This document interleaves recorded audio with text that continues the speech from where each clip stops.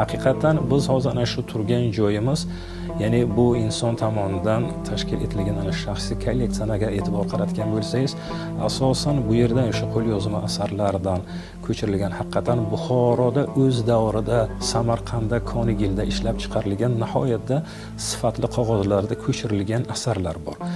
Qo'lyozma ko'chirilgan asarlarning qog'ozining nomi o'z davrida, ya'ni qog'ozi nimkatoni deydilar yoki qog'ozi abrishimi.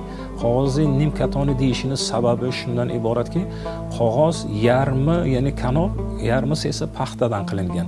Qog'ozi abrishimi, ya'ni o'sha ipakdan qilingan qog'ozlar, nihoyatda sifatli qog'oz.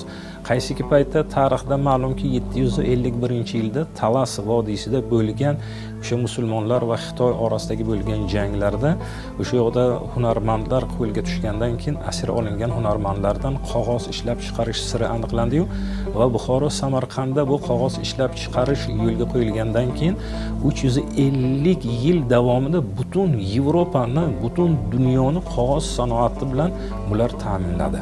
Keyinchalik bu qog'oz sir sanoati, ya'ni nimaga Yevropaga o'rganilgandan keyin keyinchalik bizning Buxoro va o'sha Samarqand qog'ozlari faqatgina bu qo'lyozmalar uchun yaratilgan.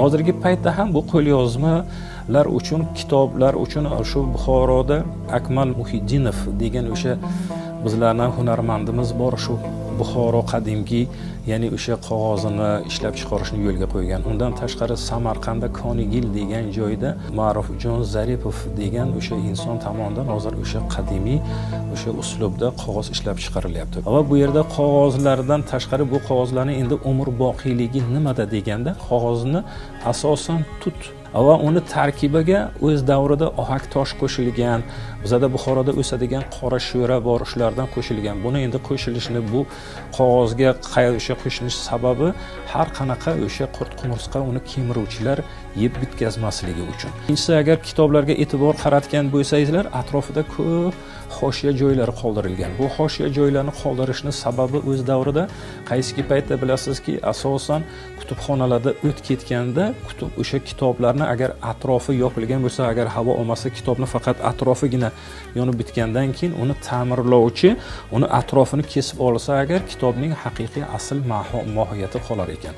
Va undan tashqari Buxoroy Sharifda xattotlik maktabini agar an'analarni olib qarasangiz, agar o'z davrida kitoblarda, varaqlarda raqamlash bo'lmagan. Raqamlash bo'lmagani uchun Buxoroda o'sha har bir varaqni oxirida keyingi betga o'tadigan joylariga poygirak degan belgi qo'yilgan. Masalan, min deb tugatildimi, shu o'sha joyi, bu betida esa min bilan boshlangan. Shundan bizni xalqimiz bilganki, shuning davomiyligi bu betda ekanligini.